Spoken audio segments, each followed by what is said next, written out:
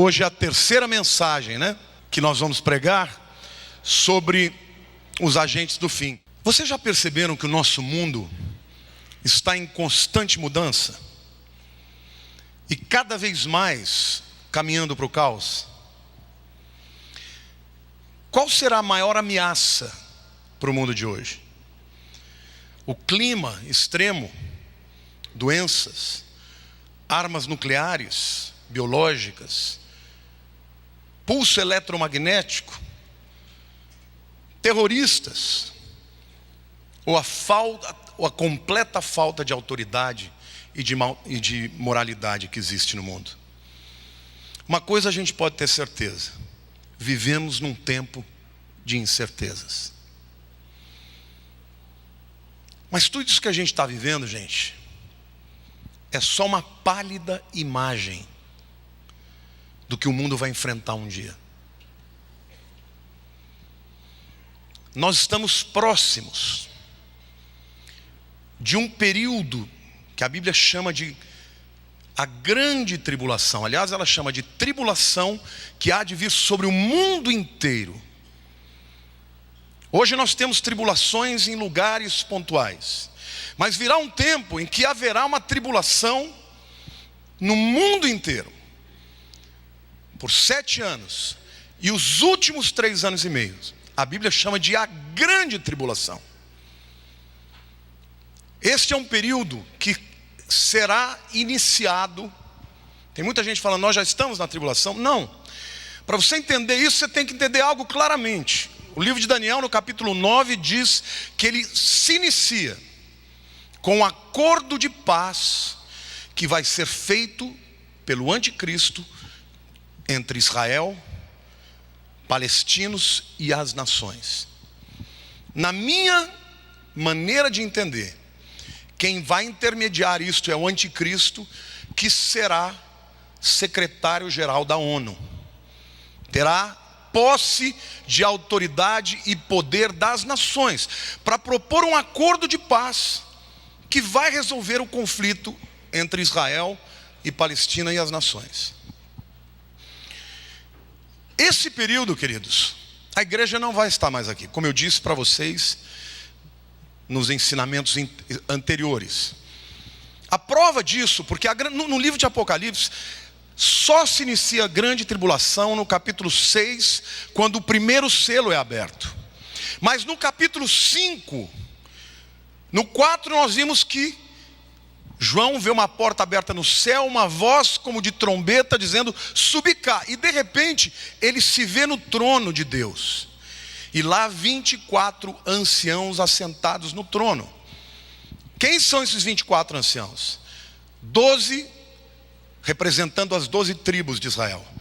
E os 12 apóstolos. Ora, se os 12 apóstolos estão lá, a igreja já foi arrebatada. Porque os 12 apóstolos fizeram parte da igreja. Eles são os fundadores da igreja. Então isso significa que a igreja vai sair da cena no mundo antes do primeiro selo ser aberto. Então eu quero que vocês entendam algo. Durante esses 3 anos e meio primeiros, o anticristo vai trabalhar para consolidar a sua autoridade. De que maneira vai acontecer? Unificação da moeda. Cada vez mais nós estamos vendo que estamos sendo monitorados através de sistemas de GPS e outras coisas. Eles vão ter condição de controlar o mundo inteiro. E a Bíblia diz inclusive que as pessoas terão que ser chipadas. Terão uma marca na testa ou no pulso, e eu acredito que é um chip subcutâneo com todas as informações concernentes à pessoa. Nesse tempo, para ter esse chip, os que aqui estiverem, terão que se submeter à direção do anticristo e posteriormente adorá-lo como Messias. Esse momento crucial vai ser no meio da tribulação, no meio dos 3 anos e meio, quando ele vai entrar no templo que vai ser reconstruído em Jerusalém, provavelmente nesse acordo de paz, uma das coisas que vão dar a Israel é a possibilidade de reconstruir o seu templo. E hoje, para vocês terem uma ideia, todos os utensílios do templo já existem. Quem já foi comigo para Israel, eu levei o grupo para o Instituto do Templo. Então todas as vestes dos sacerdotes, os utensílios, a menorá, tudo pronto. Só a Arca da Aliança que não foi achada. Mas alguns dizem que ela já está achada. E no meio desses 7 anos, ele vai entrar no Santos dos Santos, que é um lugar mais santíssimo para o povo judeu, e vai dizer: estão dizendo por aí que eu sou Deus. Deixa eu dizer uma coisa para vocês, ele vai falar: eu sou mesmo esse de quem vocês estão falando. E nessa hora, o povo judeu vai dizer: não, isso é uma abominação. E vão romper com ele. E Jesus profetiza sobre isso. Quando vocês virem o abominável da desolação, descrito pelo profeta Daniel, quem lê, entenda.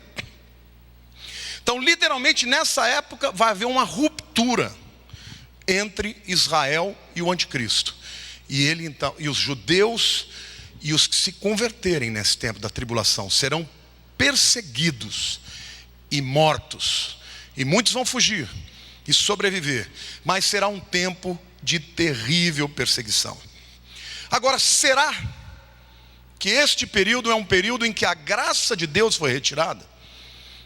Outro dia eu ouvi uma mensagem, o pastor dizendo: Deus tirou a graça do Brasil. Queridos, nem na grande tribulação Deus retirará a sua graça. Você está me entendendo? Este é o caráter de Deus. Ele vai exercer juízo, sim, mas na grande tribulação vai haver o maior mover de avivamento que já existiu na história, maior do que o tempo dos apóstolos. Mas quem são esses evangelistas, esses pregadores, que serão portadores da mensagem do evangelho, cheio de avivamento, cheio de unção, de autoridade? São esses os 144 mil agentes do fim. E é sobre eles que eu vou falar hoje para vocês.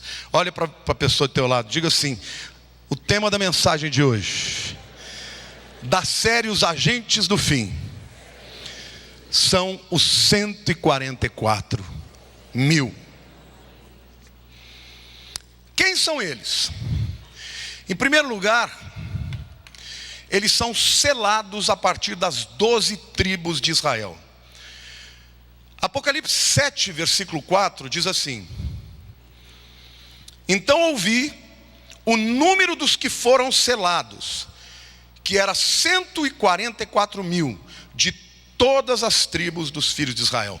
Estes 144 mil aqui aparecem no livro de Apocalipse em 2 momentos diferentes, no capítulo 7 e no 14. Este primeiro momento é o momento inicial e depois tem o momento final. Eles não são representantes da igreja, gente. Tem gente que fala: não, essa é a igreja. Não, aqui é muito específico. 12 mil de cada tribo de Israel. A igreja já está no céu, já foi arrebatada, já está vivendo as bodas do Cordeiro. A terra está vivendo a grande tribulação. E estes 144 mil serão 12 mil judeus de cada tribo, que serão investidos de uma grande unção, de uma grande coragem, e serão selados por Deus, enquanto pregam a mensagem. O número 12 nas escrituras é um número muito ligado a Israel. Nós vemos que o sacerdote tinha um peitoral com 12 pedras, cada pedra representando uma tribo. A mesa dos pães da proposição, que ficava dentro do tabernáculo, no lugar santo, tinha 12 pães. E ela era renovada pelos sacerdotes. A cidade de Nova Jerusalém terá 12 portas. Em Mateus 19, 28, quando Jesus fala do futuro, ele diz assim: em verdade vos digo que vós, os que me seguistes, quando na regeneração o Filho do Homem se assentar no trono da sua glória, também vós assentareis em 12 tronos, para julgar as 12 tribos de Israel. Jesus está falando para os apóstolos: vocês vão julgar as tribos de Israel a partir de 12 tronos. Agora, se você leu e você é um estudioso da Bíblia, você vai perceber que existe uma tribo que está faltando. A tribo de Dan. Durante 29 vezes na Bíblia, as 12 tribos são mencionadas. E algumas vezes há a subtração de uma tribo, outras vezes de outra, por razões específicas. Por exemplo, quando iam para a guerra, os levitas, adoradores, não iam para a guerra, então eles não são mencionados. Mas aqui existe uma razão especial. No capítulo 49 de Gênesis, quando Jacó está orando pelos seus filhos, quando ele vai se referir a Dan, ele diz: Dan, você é uma serpente. O que será que ele estava querendo dizer com isso? Quando você analisa a história, você vai perceber que a tribo de Dan sempre esteve relacionada à apostasia. Quando o povo de Israel entrou na terra prometida, vocês sabem, eram 12 tribos. Eles receberam uma porção de terra ali na região de Golã, norte de Israel. Mas acontece que eles acabaram se afastando daquele lugar e foram para o mar, para a região do mar. Lá em 1 Crônicas, de 1 a 8, quando você vê a genealogia das tribos, Dan já não está mais. No período dos juízes, quando Débora vai se levantar contra Sísera para fazer a sua guerra, ela convoca todas as tribos de Israel. E os danitas disseram: por que nós vamos deixar os nossos navios e as nossas embarcações para entrar na guerra de Israel? Então vocês veem claramente que eles foram se distanciando e começaram a se tornar uma tribo apóstata. Quando Jeremias, muitos anos mais antes disso, quando as tribos são divididas e Jeroboão fica com 10 tribos e vai para o reino do norte, ele ali cria uma religião apóstata. E ele fez 2 lugares para adoração: Betel e Tel-Dan. Tel-Dan é uma região também. Quem já foi a Israel sabe que é o lugar onde foi feito a adoração do bezerro. Amós capítulo 5, quando Deus fala que abomina aquela adoração, se refere ao povo danita e todos aqueles que adoravam o bezerro. Então a tribo de Dan é uma tribo que sempre está relacionada à adoração falsa. Quando a gente vai mais para frente lá em Jeremias já viveu no período da invasão da Babilônia. No capítulo 4 de Jeremias, nos versos 14 em diante, os danitas são chamados de avós da calamidade. Então essa é a razão porque, uma explicação, só Deus vai poder dizer de fato, na hora de selar as tribos, Dan não está presente. No lugar dele está um dos filhos de José, que é Manassés. O outro filho, Efraim, também não aparece entre aspas, mas está José lá. José só teve 2 filhos, então os efraimitas estão lá. Mas danitas não terão. Nenhum danita vai receber o selo durante a tribulação para pregar o evangelho. Mas quando a gente vai em Ezequiel capítulo 48, e Ezequiel 48 já está falando do milênio, a gente vê que os danitas vão herdar uma porção de terra. Então o que isso significa? Eles não terão o selo da proteção, porque selo na Bíblia tem sempre 2 significados. Diga assim: primeiro, proteção; segundo, pertencimento. O selo real mostrava que uma carta pertencia ao rei, ela era inviolável, por isso a segurança, ninguém podia abrir. E ao mesmo tempo tinha o brasão de quem estava enviando. Então, dizer que os danitas não estarão lá significa que eles não terão nem o ministério e nem a proteção na tribulação. Mas os que sobreviverem e se converterem e entrarem no milênio vão receber a sua porção de terra. Então olha para a pessoa do teu lado e diga assim: mesmo no momento mais duro de juízo, a graça de Deus prevalece. Amém? Você pode aplaudir o Senhor?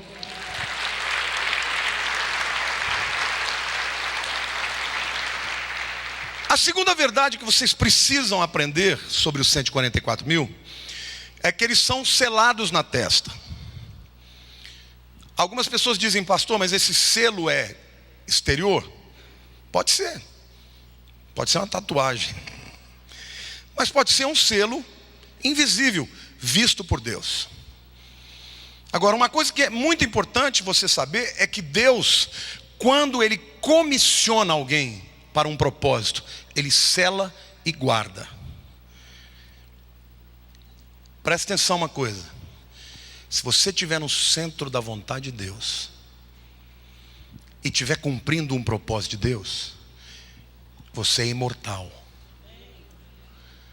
Eu vou repetir. Deus tem um propósito para cada um de nós.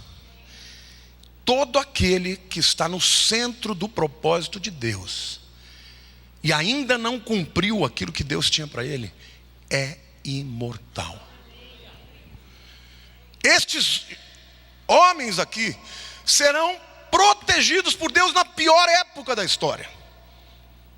Vai estar acontecendo as coisas mais terríveis, do ponto de vista cataclísmico no tempo, guerras mundiais, tudo isso, guerras atômicas, mas eles estarão cheios do Espírito, pregando a palavra, protegidos pelo Senhor e produzindo o maior avivamento que já existiu na história. Amém? Você pode dizer glória a Deus, esse é o Deus que eu creio.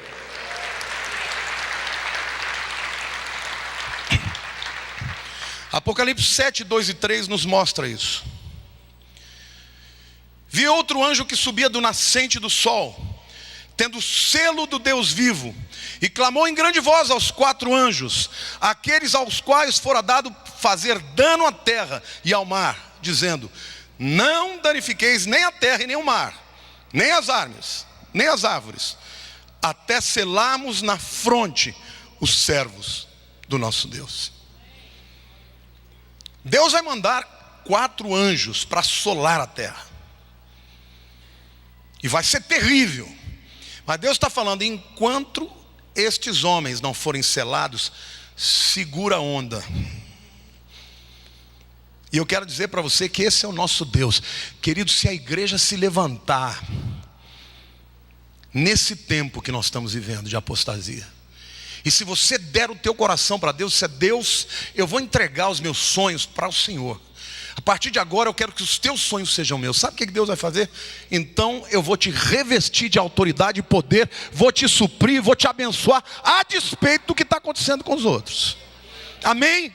Essa não é hora de você ficar preocupado com as suas coisas, não. Essa é a hora de você dizer: Senhor, dá-me graça para fazer a tua obra. E o Senhor te diz: eu cuido da tua vida, eu cuido do teu negócio, eu cuido da tua empresa, eu cuido da tua família. Porque aqueles que Ele vê que estão andando no seu propósito, Ele sela e guarda. Então esse texto aqui nos mostra que Deus de fato faz isso. E se você olha para a história, você percebe que esse é um ato repetitivo de Deus. Quando Deus ia mandar o juízo sobre a terra através de Noé e do dilúvio, Ele separou Noé e a sua família. Quando Deus foi destruir Sodoma e Gomorra, Ele separa Ló e sua família, e os protege e os livra antes do juízo. Quando Deus iria exercer juízo na terra do Egito para os primogênitos, aqueles que estavam debaixo do sangue dos umbrais da porta estavam protegidos. Êxodo 12. Quando os israelenses entraram em Jericó para destruir a cidade, havia uma corda vermelha no muro da casa de Raabe, que foi protegida com toda a sua família. Em Josué capítulo 2 e capítulo 6. Olhe para a pessoa do teu lado e diga assim: você também tem um selo. Faça a vontade de Deus, que você estará preservado nesse tempo. O apóstolo Paulo, em 2 Coríntios capítulo 1, versos 21 e 22, diz assim: mas aquele que nos confirma convosco em Cristo e nos ungiu é Deus, quem também nos selou e nos deu o penhor do Espírito em nosso coração. Você já ouviu falar que você foi selado pelo Espírito Santo? O que significa selo? Segurança e pertencimento, propriedade. Diga para a pessoa do teu lado: você já foi selado? Quem aqui já entregou a vida para Jesus? Você tem um selo sobre a sua vida. O diabo olha para você, te odeia, quer te matar, e Deus diz: esse é meu, esse você não toca, esse você não tem autoridade. Amém, queridos? Glória a Deus.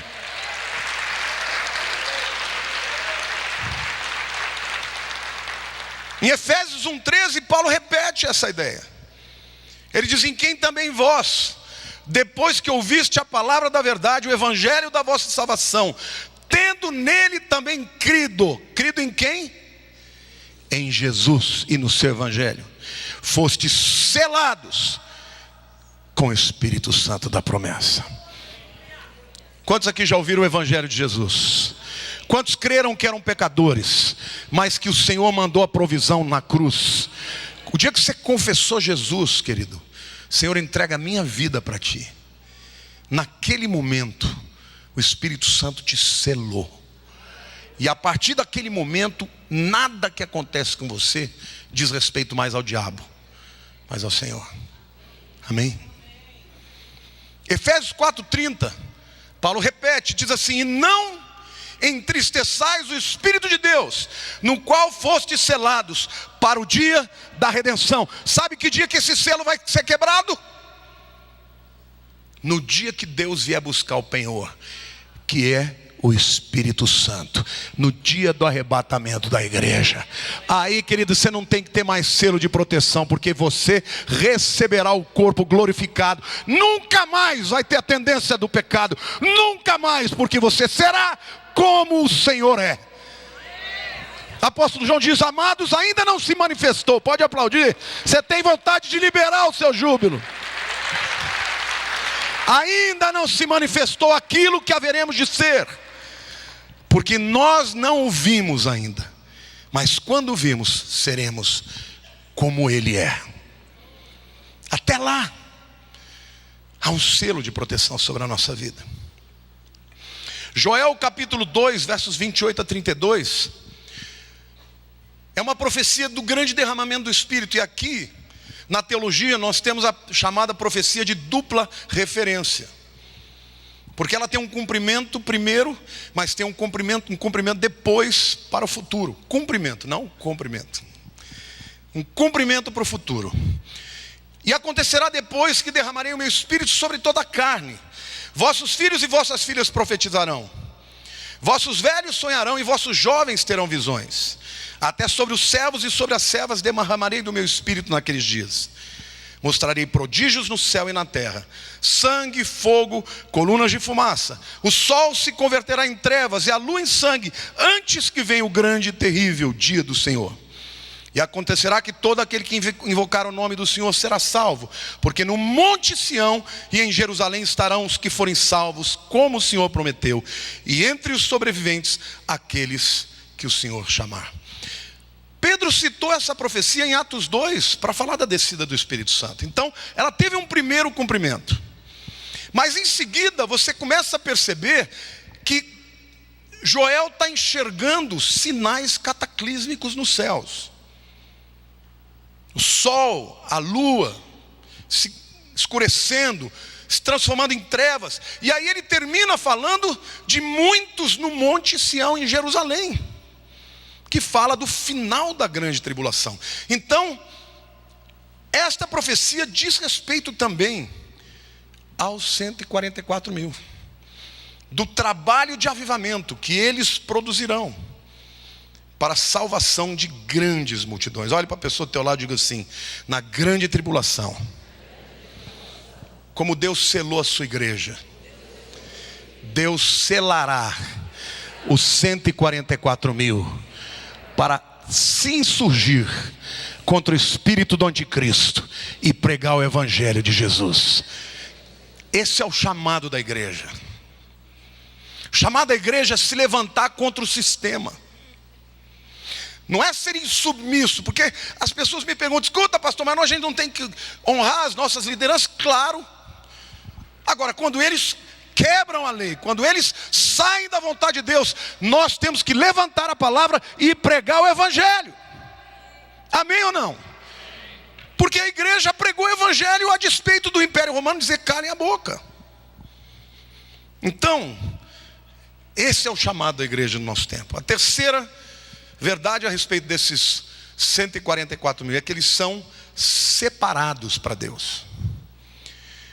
Apocalipse 14, 4 e 5 diz algo muito interessante.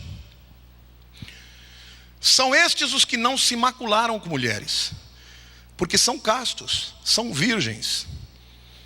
Tem gente que diz assim, então vai ter que nascer, né? São eles os seguidores do Cordeiro por onde quer que vá. São os que foram redimidos dentre os homens, primícias para Deus e para o Cordeiro. E não se achou mentira na sua boca, não tem mácula. Estes, provavelmente jovens e até homens mais maduros, serão solteiros, porque eles não terão outra coisa para fazer na vida, a não ser pregar o evangelho. E serão virgens. E por causa do testemunho deles, milhões e milhões vão se converter. Queridos, eu estava outro dia ouvindo um testemunho de um pastor que eu achei muito gozado. Era um pastor avivalista, daqueles que pregam, né, com muita unção, que dá puro e tal. Nos Estados Unidos, no tempo que havia tendas e no púlpito tinha uma cerquinha branca. Vocês já chegaram a ver alguma vez alguma igreja assim? E diz que estava uma mulher com um filhinho lá, e o menino estava meio, sim, absorto com as coisas dele, enquanto o pastor pregava, o povo tudo gritando, dando glória a Deus. O menino virou para a mãe e falou: mãe, se ele escapar daquele cercadinho, o que acontece com a gente?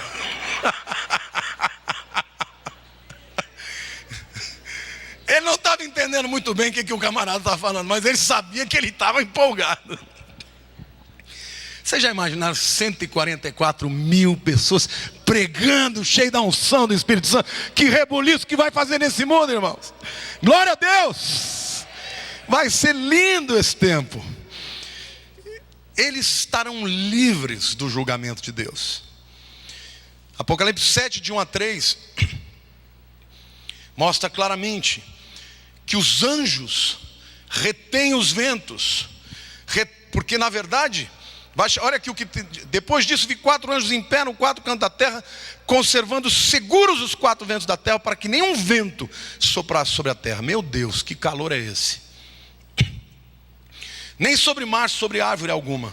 Vi outro anjo que subia do nascente do céu, tendo o selo do Deus vivo, e clamou com grande voz aos 4 anjos, aqueles aos quais fora dado fazer dano à terra e ao mar, dizendo: não danifiqueis nem a terra, nem o mar, nem as árvores, até selarmos na fonte os servos de Deus. Eles estão completamente seguros enquanto pregam a palavra.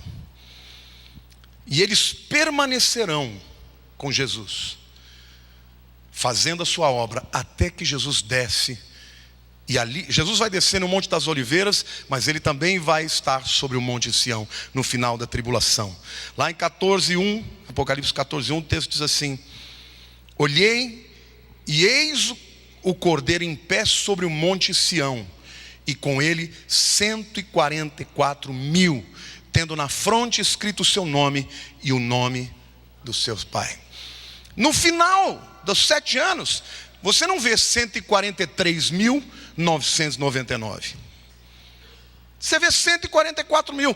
Nenhum o anticristo conseguiu tocar. Nenhum. Porque o nosso Deus é assim, querido. Por isso consagra a tua vida, consagra a tua família, consagra a tua empresa, consagra o teu trabalho, consagra o teu carro, consagra os teus bens, que Deus vai selar e o diabo não vai tocar nele. Amém?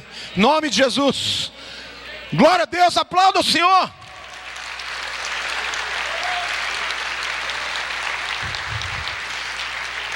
Deus pode permitir que aconteçam coisas com você, e Ele permite. Você pode até morrer pelo Evangelho, mas não será porque Deus não foi capaz de te proteger, mas porque Deus é o teu dono e o teu Senhor, e Ele decidiu que aquela seria a maneira de você adorá-lo, talvez até com a perda da sua própria vida.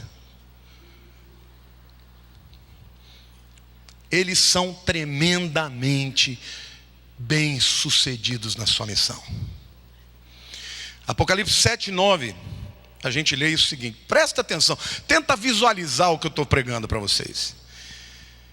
Depois dessas coisas vi, e eis grande multidão, que ninguém podia enumerar, de todas as nações, tribos, povos e línguas, em pé diante do trono e diante do Cordeiro, vestidos de vestiduras brancas, com palmas na mão, e clamavam em grande voz, dizendo: ao nosso Deus, que se assenta no trono, e ao Cordeiro pertence a salvação.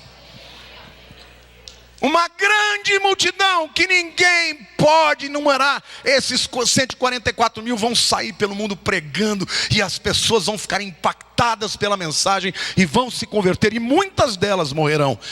É uma grande multidão aqui que está diante do trono, os que morreram pela sua fé, resultado da pregação destes homens. Tem gente que fala: pastor, mas eu não sei pregar.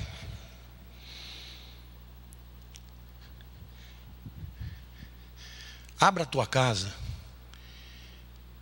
comece a buscar Deus, que você vai ver o que Deus faz. Eu me lembro que no início do meu ministério, eu fui para o Palavra da Vida, eu pregava direitinho os sermões, 3 pontos, 4 pontos. 2 anos de convertido, 2 anos de ministério, ninguém se convertia. E um dia eu entrei em crise, fui dobrar o meu joelho e falei: Deus, o que está acontecendo? Eu prego, ninguém se converte. Se converteu um, né? Como é que chamava o nome dele? O Nilson. Toda semana ele que dava testemunha. Era o único convertido da igreja, os outros eram crentes. Depois de um tempo, 2 anos depois, o camarada volta para a bebida e volta para o mundo. Aí eu pirei. Eu falei: Deus, o que está acontecendo? E o Espírito falou: não está acontecendo porque você está segurando as rédeas. E eu falei: Senhor, mas se eu largar as rédeas, eu vou perder o controle. Ele falou: que bom que você perde, porque eu ganho o controle. Se você perder as rédeas, eu tomo. Chamei a igreja e falei: gente, nós vamos buscar o poder de Deus. E aí a salvação começou a acontecer. Você quer que o teu marido, tua esposa, seus filhos se convertam? Não fica batendo boca com eles não, dobra o joelho, amarra os demônios que atrapalham a vida dele, começa a declarar a libertação, declara o poder da palavra de Deus, que vai chegar a hora deles, meu querido, porque a aliança que Deus tem com você, Ele tem com a sua família também. Então, em nome de Jesus, deixa Deus te usar. Deixa Deus te usar, porque quem se coloca à disposição de Deus para fazer o que Deus quer, não tem como dar errado. Vai haver conversões na tua casa, na tua célula, no teu trabalho, onde você estiver. Amém? Aplauda o Senhor, diga: eu creio. Eu creio.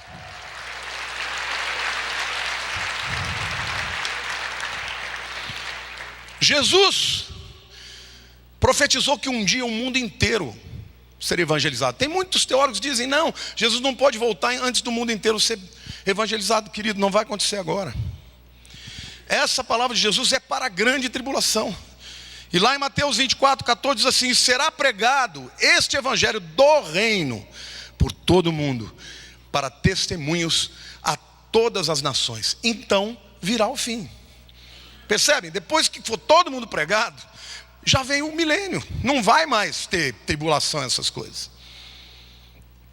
Apocalipse 7, de 14 a 17 diz assim: respondi-lhe: meu Senhor, tu sabes.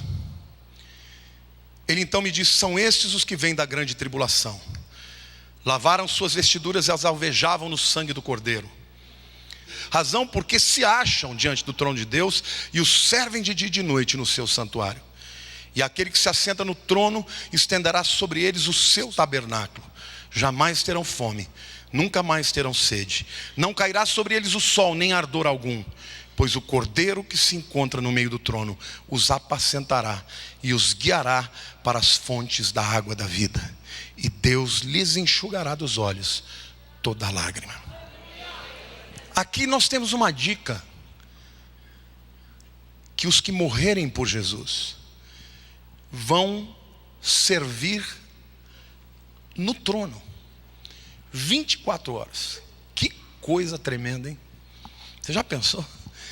Já está no céu, já é bom demais, mas você está no trono, servindo no trono 24 horas por dia. Mas é uma multidão incontável. E eles vão olhar para esses 144 mil no céu e vão dizer: obrigado, viu? pela palavra que você me trouxe.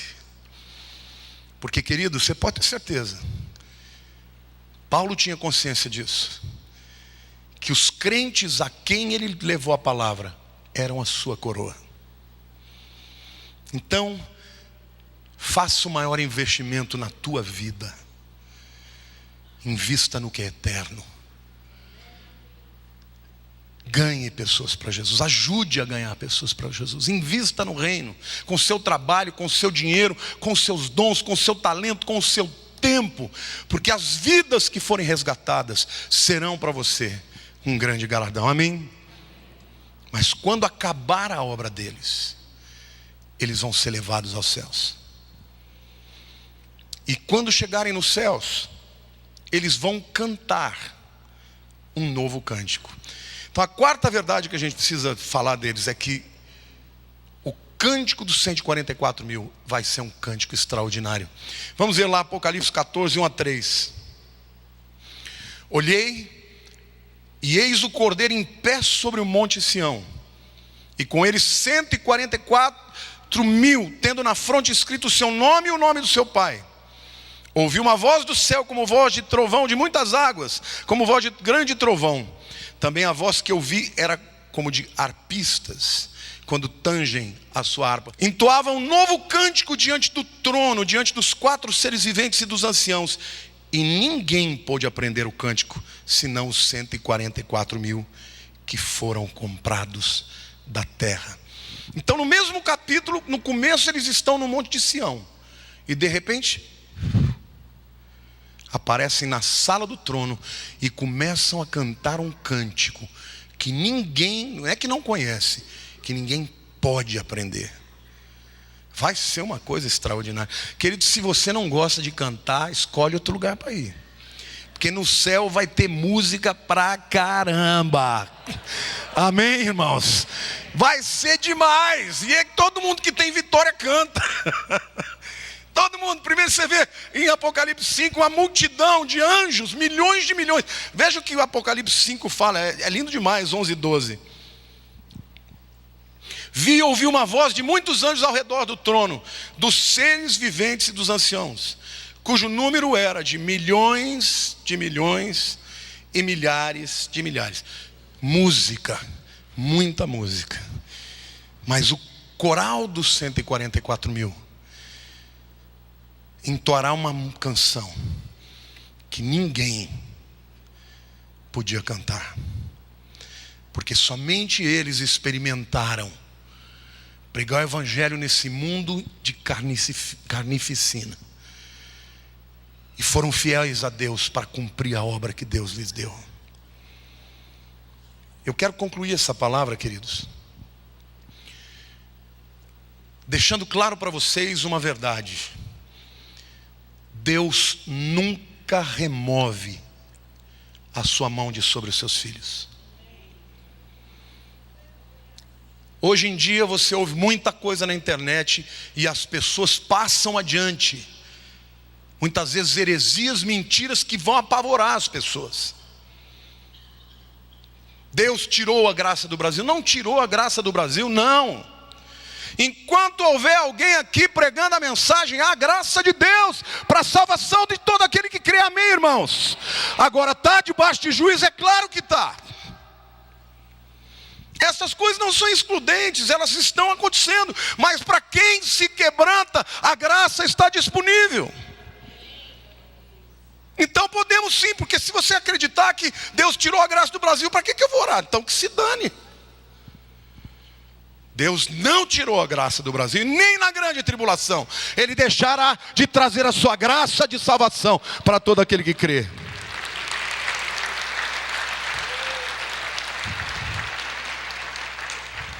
Agora, se Deus não tirou a sua mão, por que o mundo está cada vez pior? E está cada vez pior porque o mundo se afastou de Deus. Ele está estabelecendo juízo e vai estabelecer, não tenha dúvida. Porque se ele fosse um Deus de justiça e permitisse que a injustiça permanecesse, ele seria um Deus fraco. A Bíblia diz que Jesus governará o mundo com cetro de ferro. O príncipe da paz, no seu tempo não terá uma guerra, mas as pessoas o obedecerão, porque ele é o Rei dos Reis, o Senhor dos Senhores, que tem autoridade moral, espiritual, essencial. E o mundo provará por 1000 anos o que é viver debaixo de um governo do justo. Dentro de algum tempo, meus queridos, o mundo vai enfrentar a pior crise que já enfrentou. Nós estamos vivendo o princípio de dores. Por isso é hora de consagrar a tua vida. É hora de pedir perdão dos seus pecados. É hora de voltar para o centro, de voltar para o propósito, de pedir a Deus: qual é o teu plano na minha vida? É hora de acordar do sono, da letargia, de acreditar que essa vida aqui tem alguma coisa que vai te tornar pleno. Nada desse mundo pode tornar a tua vida plena, mas andar no propósito de Deus torna a nossa vida plena. Por isso precisamos falar de Jesus hoje, por 2 razões. Primeiro, para que as pessoas sejam salvas. Segundo, queridos, porque aqueles que ouvirem e não crerem, quando acontecer o arrebatamento da igreja, eles vão crer, e eles terão a oportunidade, ainda que tendo que muitas vezes perder a própria vida, mas terão a oportunidade de se converter a Jesus. Amém? Se não crerem nas nossas palavras, muitos crerão na palavra desses evangelistas. De uma coisa eu tenho certeza absoluta: eu não sou um desses 144 mil, mas eu posso ser hoje um evangelista que proclame o único nome, sobre todo nome, capaz de salvar e de perdoar o pecador: o nome de Jesus Cristo, Yeshua HaMashiach. Quantos aqui querem ser esse evangelista, esse portador de boas novas? Guarda os teus lábios para não usar a tua boca para falar palavras torpes. Quando a Bíblia fala que toda palavra torpe nós daremos conta no juízo, palavra torpe no grego é palavra podre, que tem mau cheiro. Guarda a tua boca, foi santificada por Deus para falar para a glória do Senhor Jesus, e não para trazer reprimendas, xingamentos para ninguém. Faça da tua vida hoje um instrumento para pregar a mensagem da salvação de Jesus. Minha oração é que Deus dê para a sua igreja um espírito de urgência. Nesse mundo, queridos, muitos vão ser condenados por não aceitarem a oferta de graça de Jesus.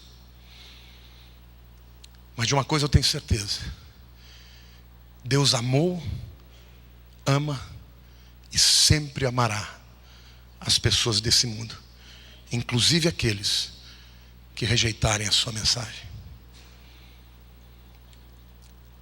Ainda Deus está com o braço estendido, e mesmo na grande tribulação, Ele não encolherá o seu braço para aqueles que se dispuserem a se entregar. Senhor meu Deus, ore comigo. Perdoa-me, Senhor, quando eu me calo, quando eu olho demais para os meus problemas e não olho para a tua glória. Perdoe-me, Senhor, quando eu fico enfadonho, enfadado, e deixo de compartilhar este dom precioso da salvação. Enche-me do teu Espírito, enche-me de paixão pelo teu nome, pelo teu reino. Pai, usa a minha vida, ajuda-me, Senhor, a profetizar a tua palavra, a levar as pessoas até Jesus, até que se cumpram os meus dias, seja pela morte, seja pelo arrebatamento. Eu quero chegar na tua presença e ouvir de ti: filho, tu foste fiel no pouco, sobre o muito te colocarei. Entra no gozo do seu Senhor. Eu quero orar como Paulo, que dizia: fale, meu querido, combati o bom combate, acabei a carreira e guardei a fé. O bom combate, meu querido, é o combate do reino. Não tenha mais paixão pelos combates políticos do que pelo combate do Evangelho. Eu estou agradecendo a Deus por tudo que está acontecendo no Brasil, mas eu confesso que sinto uma certa tristeza quando eu vejo crentes mais apaixonados por uma bandeira humana cheia de erros ideológicos e de verdades que nós não conhecemos, e eu não vejo o mesmo vigor e paixão e coragem pelo Evangelho de Jesus. Saibam disso. Deus espera que a nossa paixão seja pelo reino. Amém? Põe a mão para o alto. Deus, agora eu oro para que a tua graça, a graça de Jesus, que o amor de Deus, o Pai, e as consolações do teu Espírito Santo sejam com todo o teu povo, Senhor, todos os dias, até a consumação dos séculos. Amém.